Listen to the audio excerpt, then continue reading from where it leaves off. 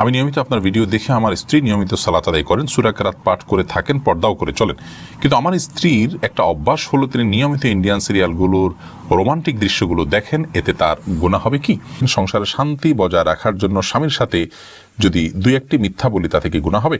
অনেকেই আছেন যারা স্ত্রীর সাথে মনোমালিন্য হলে বলে তোমাকে রাখবো না বা রাখতে চাই না, এরকম কথা কি স্ত্রী তালাক হবে? আমি কিছুদিন আগে একটা গাড়িতে করে বাড়ি যাচ্ছিলাম, আমার কাছে খুচরা টাকা না থাকা আমি ওনাকে টাকা দিতে পারিনি। পরে ওনাকে অনেক খুঁজেছি কিন্তু পাইনি। আমি কি করতে পারি? বিয়ের দেনমোহর দিয়ে পরে বিপদের কথা বলে নিয়ে যাওয়া কি ইসলাম কি বলে? আপনাদেরকে দেখে মা বোনরা ওয়াজ শুনে তাকে বৈধ হবে? সৌন্দর্যের জন্য যদি নখ রাখি তাহলে কি নামাজ হবে? আমার কাছে ব্যাংকের সুদের কিছু টাকা আছে, এখন এই টাকা আমি কি করতে পারি? আমি অনেক কথা বলি, কিভাবে কম কথা বলবো? এইচএম আবু রায়হান লিখেছেন, আমি খারাপ কাজ থেকে দূরে সরে যেতে চাই কিন্তু পারছি না, এখন আমার করণীয় কি? পরিবেশ থেকে দূরে সরবেন, খারাপের পরিবেশ থেকে দূরে সরবেন, ভালো মানুষের সংস্রবে থাকবেন, আল্লাহর কাছে দোয়া করবেন, ইনশাআল্লাহ আল্লাহ তাআলা সহজ করবেন। এমনি তামিম আপনি লিখেছেন, ওযু করার সময় আমরা আমাদের শরীরে যে অংশগুলো ধৌত করি সে অংশগুলো 3 বারের অধিক ধৌত করা যাবে কিনা? না, 3 বারের অধিক ধৌত করাটা হলো পানির অপচয় করা এবং সময়ের অপচয় করা। শয়তানের সময় আমাদের মধ্যে ওয়াসওয়াসা ঢুকায় দেয়, সূচিবায়ু তৈরি করে, যার কারণে আমরা অনেকে মনে করি শুকনা থাকলো কিনা। ভালো করে ডোলে 3 বার ধুলে এরপর আর শুকনা থাকবে না, এটা নিয়ে আর আমাদের দুশ্চিন্তা করার কোনো প্রয়োজন নাই এবং অতিরিক্ত পানি অপচয় করা উচিত নয়। হোসাইন নিবির আপনি লিখেছেন, ভাত খাওয়ার সময় নাকি সালাম দেওয়া যায় না। না, এটা আমাদের সমাজের প্রচলিত প্রথা, সালাম দেওয়া যেতে পারে, এতে বড় কোনো অসুবিধা নেই। বিশেষ করে যদি এতে কোনো অসুবিধা নেই, আপনি যাকে সালাম দিচ্ছেন তিনি যদি খেতে বসেন এবং আপনার লোকমা মুখে নিচ্ছেন বা এমন টাইমে আপনি সালাম দেন তখন তিনি ক্ষতিগ্রস্ত হতে পারেন বা কষ্ট হতে পারে, এরকম সময় সালাম দিবেন না। আদারওয়াইজ খাওয়ার সময় সালাম দেওয়ার এতে কোনো অসুবিধা নেই। রুবেল হাসান আপনি লিখেছেন, আমি আমার নিজ ব্যবসা থেকে প্রতিদিন কিছু টাকা রেখে দিই, আমাদের এলাকার মসজিদে দান করব বলে। আমি যদি সেই টাকা থেকে কোনো মাদ্রাসা বা কোনো গরিবকে দান করি তাহলে সমস্যা হবে কিনা? আপনি যে টাকা মসজিদে দিবেন বলে দান করার জন্য নিয়ত রেখেছেন, আপনি ওটা মসজিদে দেওয়ার আগ পর্যন্ত আপনার নিয়তকে চেঞ্জ করতে পারেন, সে অধিকার আপনার আছে। অতএব আপনি অন্য গরিবকে দিতে পারেন সেটা। মোহাম্মদ হাসিবুর রহমান চৌধুরী লিখেছেন, নফল রোজা কোনো কারণে ভাঙতে হলে পরবর্তীতে কি কাজা করতে হবে? নফল রোজা রাখলে সেটা যদি ভেঙে ফেলেন পরবর্তীতে রাখতে হবে কিনা? হানাফি মাযহাব অনুযায়ী রাখতে হবে, কারণ আল্লাহ তাআলা বলেছেন, লা তুবতিলু আমালাকুম, তোমরা তোমার আমল বরবাদ করো না। আপনি নফল রোজা রাখার আগ পর্যন্ত স্বাধীন ছিলেন, রাখা না রাখার পরে কিন্তু রেখে ফেলেছেন, শুরু করেছেন, তার এটা পুরো করা ওয়াজিব এই আয়াতের কারণ আর বিভিন্ন হাদিসের আলোকে, যার কারণে সেটাকে আপনি পূর্ণ করতে হবে। যদি আপনি পূর্ণ না করেন তাহলে পরবর্তীতে কাজা করতে হবে। যদিও বিষয়ে হাম্বলি ফিকহের উলামা ইকরাম বা আহলে হাদিস উলামা ইকরাম তাদের দৃষ্টিভঙ্গি ভিন্ন, তারা বলেন যে আপনার কাজা করতে হবে না, কারণ এটা নফল। ওবায়দুল হক আপনি লিখেছেন, আমার কাছে একজন মানুষ টাকা পেত, সে মারা গেছে, এখন আমার করণীয় কি? আপনি তার পরিবারের কাছে, তার বংশধরদের কাছে টাকা পৌঁছে দিবেন, তাদেরকে যদি পাওয়া না যায় তাহলে তার তরফ থেকে গরিব দুঃখীকে দান করে দিবেন, সওয়াব যেন তিনি পান সে আশায়। সুবরিন আপনি লিখেছেন, সৌন্দর্যের জন্য যদি নখ রাখি তাহলে কি নামাজ হবে? আর কয়দিনের বেশি নখ রাখা জায়েজ নাই? নখ এতদিন বেশি রাখা জায়েজ না, আমার কোনো কথা নেই, তবে 40 দিন পর্যন্ত এই যে শরীরের অবাঞ্ছিত লোমটোম এগুলো কাটার কথা বলা হয়েছে, এগুলোর পাশাপাশি নখ আমরা কেটে ফেলবো, এটা সর্বোচ্চ। কিন্তু খুব বড় হয়ে গেলে সেখানে পেছনে তলাতে পানি পৌঁছানো কঠিন হয়, অনেক সময় ময়লা জমে যায়, অস্বাস্থ্যকর হয়, সেজন্য এটা খুব দীর্ঘ সময় পর্যন্ত অপেক্ষা করা উচিত নয়।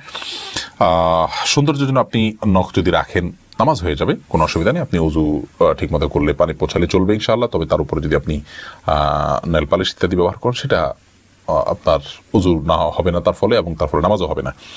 আর যদি এমন হয় যে একেবারে বড় বড় নখ রাখেন, যেগুলো সাধারণত অমুসলিম এবং পাপিষ্ঠা নারীরা রাখেন বা পুরুষরা রাখেন, তাদের সাথে সাদৃশ্য যদি রাখেন, তাদের স্টাইল যদি ধারণ করেন, তাহলে সেটা ভিন্ন কারণে নিষিদ্ধ হবে। মৌলিকভাবে নখ বড় হলে যে নামাজ হবে না ব্যাপারটি কিন্তু সেরকম নয়।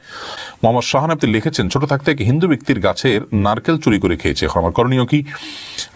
হিন্দু ব্যক্তি নারকেল চুরি করে খেয়েছেন, তার পরিবারের কাছে, তার ওয়ারিসদের কাছে তার মূল্য পৌঁছে দিবেন, কমপক্ষে এটুকু আপনি চেষ্টা করবেন, উদ্যোগ নেবেন, যেহেতু আপনি জানেন তাকে। রেহমা আক্তার লিখেছেন, নামাজে হাঁচি দিলে কি নামাজ হবে? হয়ে যাবে, কোনো অসুবিধা নেই, হাঁচি তো আর মানুষের ইচ্ছায় হয় না, নামাজ হয়ে যাবে। নওশিন আক্তার আপনি লিখেছেন, রাস্তায় কোনো টাকা পেলে কি করা উচিত? এই বিষয়ে আমাদের একটা ভিডিও আছে, স্বতন্ত্র, এটা শুনে নেবেন। যদি খুব অল্প স্বল্প হয়, সামান্য হয়, এটা আসলে কেউ খুঁজবে না, আপনি নিজে অভাবী হলে খেতে পারেন বা কোনো গরিবকে দান করে দিবেন। যদি উল্লেখযোগ্য হয়, যেটার মালিক তা এটাকে খুঁজে বেড়াবে মনে হয়, তাহলে এটা খুঁজে বেড়াতে হবে, বিভিন্নভাবে ঘোষণা দিতে হবে, এবং দিতে দিতে দিতে দিতে যখন নিরুপায় হয়ে যাবেন এবং নিশ্চিত হবেন যে এটার মালিক আর পাওয়া যাচ্ছে না, তাহলে সেক্ষেত্রে কোনো গরিবকে আপনি দান করে দিবেন। আর নিজে যদি অভাবী হন, অভাবগ্রস্ত হন, হকদার হন খাওয়ার, তাহলে নিজে খেতে পারেন।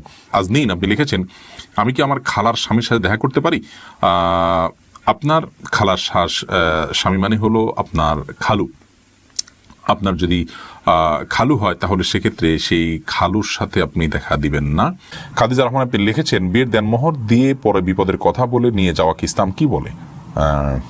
দেনমোহর দিয়ে বিপদের কথা বলে নিয়ে যাওয়া মানে বিপদ ছাড়া যদি আপনাকে প্রতারণা করে মিথ্যা কথা বলে নেওয়া হয় তাহলে তো প্রতারণা একটা হারাম কবিরা গুনাহ। আর যদি সত্যি তার বিপদ হয়ে থাকে এবং সেক্ষেত্রে সে আপনার কাছে চায়, তো শরীয়ত আপনাকে দিতে বাধ্য করেনি। যদি আপনি না দিলে সংসারে অশান্তি হবে এবং বোঝাপড়ার গরমিল হবে এবং সমস্যা তৈরি হবে, সেই জায়গা থেকে বাধ্য হয়ে আপনি দিয়েছেন, তাহলে সিন ক্রিয়েট করেছে তারা, আপনাকে একরকম পরিস্থিতির শিকার করে আপনার থেকে নিয়েছে, এরকম যদি হয় তাহলে সেটা অন্যায় কাজ তারা করেছে। এর জন্য তারা আল্লাহর কাছে জবাবদিহি করতে হবে, বান্দার হক নষ্ট করার কারণে তারা অপরাধী হবে। আপনার তো এখানে আর কোনো দায় থাকছে না। ইয়া করে লিখেছেন, আপনাদেরকে দেখে মা বোনরা ওয়াজ শুনে তাকে বৈধ হবে? এটা মৌলিকভাবে জায়েজ আছে। মেয়েরা পুরুষদেরকে যদি দেখেন এবং যদি তাতে ফিতনার কোনো ভয় না থাকে তাদের জন্য এটা দেখা জায়েজ আছে। ফারজানা মিলি আপনি লিখেছেন, রঙিন বোরকা পড়লে গুনাহ হবে কিনা? কোনো অসুবিধা নেই যদি সেটা এত বেশি চাকচিক্যপূর্ণ না হয় যেটা অন্য দৃষ্টিকে বরং বেশি আকৃষ্ট করে, এরকম না হলে জায়েজ আছে। নাফিস কিবরি আপনি লিখেছেন, আমার কাছে ব্যাংকের সুদের কিছু টাকা আছে, এখন এই টাকা আমি কি করতে পারি? এই টাকা আপনি যদি সুদের টাকা চলে আসে তাহলে সেক্ষেত্রে আপনি এটা গরিব দুঃখীদেরকে দান করে দিবেন এবং সওয়াবের আশা করবেন না। আপনি সাইম ইসলাম সাইম লিখেছেন, আমি অনেক কথা বলি, কিভাবে কম কথা বলবো? কথা কম কিভাবে বলবেন?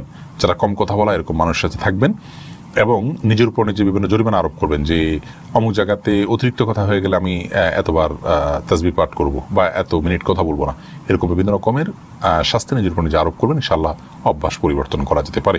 শারমিন আক্তার লিখেছেন, আমি কিছুদিন আগে একটা গাড়িতে করে বাড়ি যাচ্ছিলাম, আমার কাছে খুচরা টাকা না থাকা আমি ওনাকে টাকা দিতে পারিনি, পরে ওনাকে অনেক খুঁজেছি কিন্তু পাইনি, আমি কি করতে পারি? তার পক্ষ থেকে দান করে দিবেন ওটা।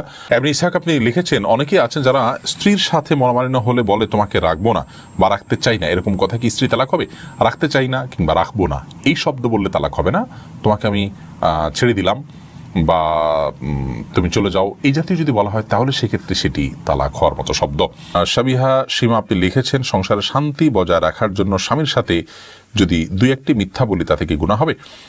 শান্তি বজায় রাখার জন্য যদি একটু কথাকে ঘুরিয়ে বলেন সেটা জায়েজ আছে, এবং বিশেষ করে মনোমালিন্য দূর করার জন্য বা দুজনের মধ্যকার ঝগড়াঝাটি কমানোর জন্য যদি এরকম আপনার একটু ঘুরিয়ে বলা হয় সেরকম কথা বলা জায়েজ আছে। আশরাফুল আলম আয়ান আপনি লিখেছেন, ইউটিউব চ্যানেলে আমাদের আপনি আমাদের পেজের পাশাপাশি আসুন্নাহ ফাউন্ডেশন ইউটিউব চ্যানেল আপনারা দেখতে পাচ্ছেন, সেখানে লিখেছেন, আমি নিয়মিত আপনার ভিডিও দেখে আমার স্ত্রী নিয়মিত সালাত আদায় করেন, সূরা কেরাত পাঠ করে থাকেন, পর্দাও করে চলেন, কিন্তু আমার স্ত্রীর একটা অভ্যাস হলো তিনি নিয়মিত ইন্ডিয়ান সিরিয়ালগুলোর রোমান্টিক দৃশ্যগুলো দেখেন, এতে তার গুনাহ হবে কি? আল্লাহ রাব্বুল আলামিন আমাদেরকে নির্দেশ করেছেন, উদখুলু ফিস সিলমি কাফরা, তোমরা ইসলামে পরিপূর্ণভাবে দাখিল হও। আল্লাহ তাআলা আরো বলেছেন, ইয়া আইয়ুহাল্লাযীনা আমানু তাকুল্লাহ হাক্কা তুকাতিহি ওয়া লা তামুতুন্না ইল্লা ওয়া আনতুম মুসলিমুন, হে ঈমানদারগণ তোমরা আল্লাহকে ভয় করো হক আদায় করে ভয় করার মতো, এবং মুসলিম না হয়ে আল্লাহর কাছে পরিপূর্ণ আত্মসমর্পণকারী না হয়ে তোমরা মৃত্যুবরণ করো না। সূরা আল ইমরানের 102 নম্বর আয়াত এটি। এই আয়াত দ্বারা বোঝা গেল যে আমাদের বোন তিনি সালাত আদায় করছেন, নিয়মিত ইসলামিক কন্টেন্টগুলো দেখেন, ভালো কাজ করার চেষ্টা করেন, তিনি আলহামদুলিল্লাহ ইসলামে আছেন, ইসলাম মানার চেষ্টা করছেন, কিন্তু আল্লাহ তাআলা নির্দেশ করছেন আল্লাহকে পুরোপুরি ভয় করার জন্য, ইসলামে পরিপূর্ণ দাখিল হওয়ার জন্য। বিধায় সেটি আমাদের করা উচিত। নবী করিম সাল্লাল্লাহু আলাইহি ওয়াসাল্লাম বলেছেন, ইত্তাকিল মাহারিমা তাকুনু আবাদান নাস, তুমি হারাম কাজ থেকে বেঁচে থাকো, তুমি সবচেয়ে বড় ইবাদত গুজার হবে। ইতিবাচক ভালো কাজ যেমন জিকির, আজকার, তাসবিহ, তেলাওয়াত আমরা করছি, এগুলোর পাশাপাশি যখন আমরা হারাম কাজ থেকে বেঁচে থাকবো তখনই আমরা প্রকৃত অর্থে এবং সবচেয়ে বড় আবেদ হতে পারবো আল্লাহ রাব্বুল আলামিনের কাছে। আমাদের সে বোনকে আমরা এই লাইভের মাধ্যমে আবেদন জানাচ্ছি যে যে সমস্ত ফিল্মের আপনার ক্লিপগুলো দেখে থাকেন, রোমান্টিক কোনো দৃশ্য দেখে থাকেন, সেগুলো দেখা আমাদের জন্য হারাম, এবং সেগুলোতে মিউজিক্যাল ইনস্ট্রুমেন্টের ব্যবহার ছাড়াও আপনার এমন দৃশ্যগুলো থাকে যেগুলো পুরুষ নারী কারোর জন্য দেখা যায় থাকে না, যার কারণে আপনার এগুলো দেখা থেকে আমাদের বিরত থাকা উচিত। আমরা অনেকে এগুলোকে হারাম মনে করি না, অপরাধ মনে করি না। আল্লাহ তাআলা তৌফিক দান করুন আমাদেরকে বেঁচে থাকার সকল হারাম থেকে এবং সকল গুনাহের কাছ থেকে।